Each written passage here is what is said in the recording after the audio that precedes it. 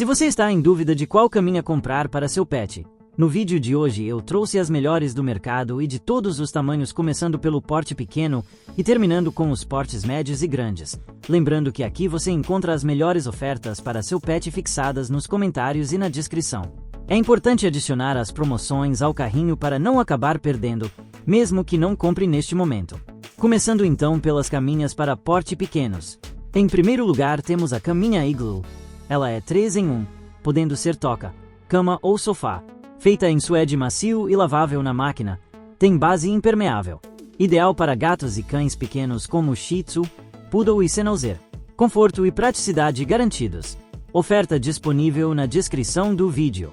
Adicione ao carrinho para não ficar de fora. Em segundo trago a caminha Flor Peluciada. Essa caminha é charmosa e aconchegante.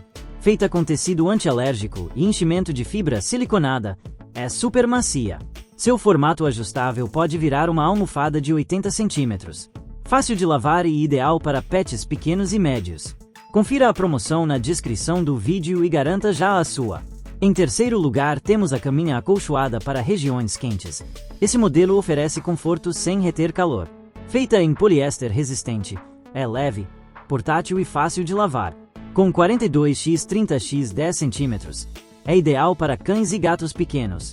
Confira a promoção na descrição do vídeo e garanta já a sua. Agora vamos para os modelos médios e grandes. Em quarto lugar, temos a caminha ortopédica peluciada. Essa é diferenciada, com base de espuma de alta densidade para suporte ideal às articulações. Suas bordas elevadas aumentam a sensação de aconchego. Com 75 cm de comprimento, é perfeita para cães que precisam de mais conforto. Oferta disponível na descrição do vídeo. Adicione ao carrinho para não ficar de fora. Em quinto lugar temos uma caminha mais tradicional. A caminha queridinha dos pets está disponível nos tamanhos M e G, feita com fibra siliconada antialérgica. Tem fundo de napa que impede a umidade. O zíper permite remover as laterais para lavagem fácil. Confira a promoção na descrição do vídeo e garanta já a sua. Em sexto trago a caminha quadriculada de suede. Essa opção possui 100 cm de comprimento, 87 cm de largura e 16 cm de espessura. Extremamente macia e acolchoada. Alivia o estresse e as articulações do pet, garantindo um descanso relaxante. Oferta disponível na descrição do vídeo.